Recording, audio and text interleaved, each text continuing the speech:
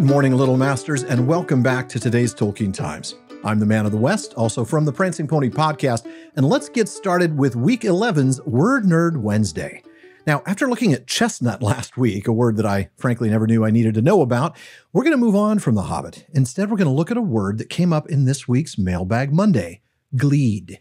Now, just like we did on Monday, let's start with the text.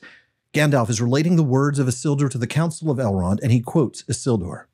"It was hot when I first took it, hot as a glede, and my hand was scorched, so that I doubt if ever again I shall be free of the pain of it."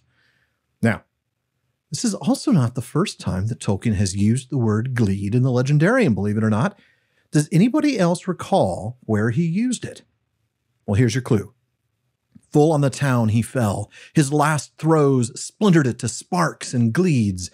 The lake roared in. A vast steam leaped up, white in the sudden dark under the moon. There was a hiss, a gushing whirl, and then silence. And that was the end of Smaug and Esgaroth, but not of Bard. Okay, great. So he's used this word twice, but we're still not 100% sure what it means.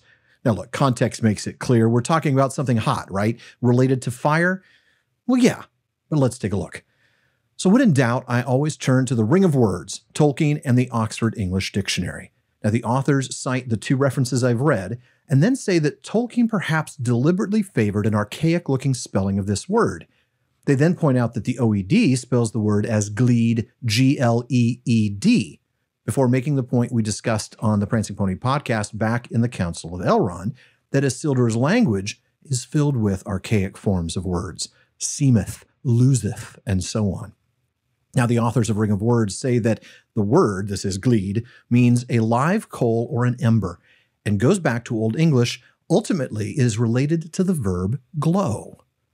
Now, they don't tell us a whole lot about the etymology, but they do point out that the phrase hot as any glede, spelled G-L-E-E-D, is found in the Troy book. Now, that's a retelling of the history of Troy and the Trojan War by poet John Lydgate, as well as in his telling of Guy of Warwick, a legendary heroic romance, and that both of those texts date to the 15th century. Now, looking the word up in the dictionaries didn't do me a lot of good. In fact, a couple of them actually cite both of Tolkien's uses and nothing else. Now, the Middle English Compendium from, of all places, the University of Michigan's library, confirms that the spelling Tolkien uses, G-L-E-D-E, is the Middle English spelling, and it gives the following definition. Pardon my almost certain butchering of Middle English. A live coal or brand, a spark. Blowen at a glede, to blow sparks or flame from a burning brand toward a person in sport. I give that one a 7.5. Then we also have brennen to glede, which means to burn a corpse to embers.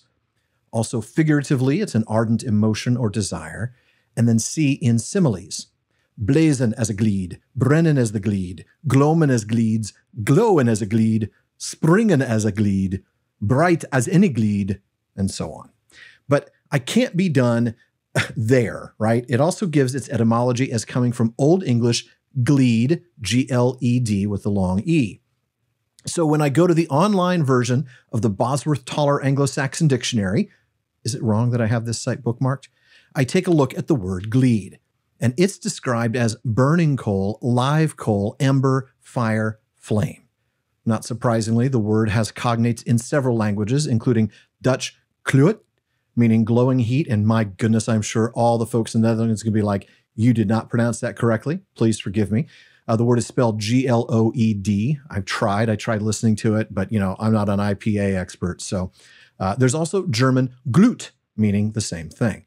So now it's time for you to add glede to your vocabulary. You just have to find the right place for it. Now, before I wrap up, don't forget, the Patreon for today's Tolkien Times launches this Saturday, August 12th. When you support the show, you're going to get all sorts of good stuff. Depending on the tier that you choose, you can get things like an ad-free feed for the show. You get to take part in a monthly hangout with me just for TTT patrons. You will get priority for choosing readings and mailbag questions. And there's even a patron-exclusive bonus weekly episode and free merchandise. So go to tolkientimes.com/Patreon right now to learn more and be ready to sign up on Saturday. There will be discounts and a special offer for folks who sign up during the next few weeks. And folks, that's it for today's Word Nerd Wednesday. But come back as we wander the wide, wild, wonderful world of words weekly on Wednesdays. And if there's a word you want to know more about, please let me know by emailing barnum@theprancingponypodcast.com. Speaking of The Prancing Pony, if you're not already listening, why don't you give it a go?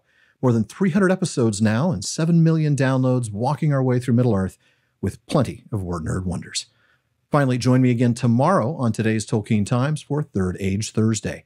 Please like and subscribe on YouTube, follow or subscribe on your podcast apps, and follow @Tolkien Times on Instagram, Twitter, and TikTok. And finally, as Faramir says, go with the goodwill of all good men.